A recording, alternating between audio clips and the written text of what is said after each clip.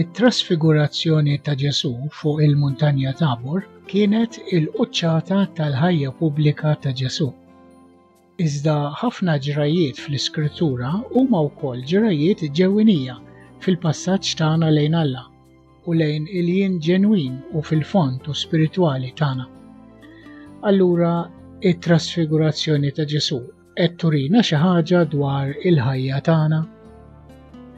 It-trasfigurazzjoni hija stat fejn in-nifs ta' Alla u l-ġisem ta' Kristu fina ma jibqax teżor moħbi ġo ħamrija nixfa. It-trasfigurazzjoni hija meta it-teżor jinkixef u jlellex bid-dawl kbir, dawl ħafna ikbar mid-dawl ta' moħħi jew tal-jien tiegħi tas-soltu. Inti wasalt x'imkien qrib ta' dan il-post fil-vjaġġ tiegħek spiritwali? Jien wasalt x'imkien fil-qrib.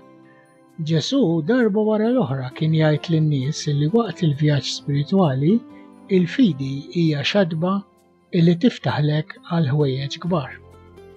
Il-fidi mhijiex ħsieb jew ideat, il-fidi hija ftuħ. Il-fidi hija meta ninfetaħ bil-ftuħ ta' wieħed illi jafda.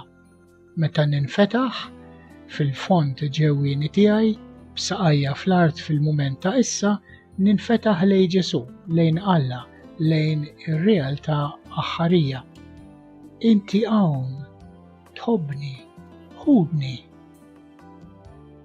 Patri Trappist Benedittin Thomas Merton qal il-fidi hija dawl ta' splendur tant qawwi illi jammex il-moħħ u jiddallam il-ħars illi bih il-moħħ jħares lejn kwalunkwe realtà oħra. Iżda fl-aħħar meta nidraw id-dawl il-ġdid, inkunu ksibna mod ġdid illi bih naraw u naraw ir-realtà kollha trasfigurata u merfuqa fid-dawl innifsu.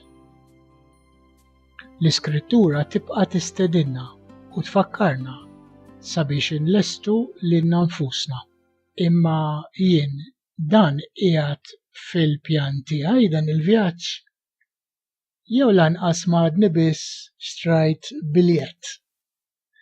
Għal bnedmin, jgħid Thomas Merton, l-akbar tentazzjoni hija illi nikkuntentaw irwieħna billi ma nimmirawx fil-għoli, nimmiraw fil-baxx wisq.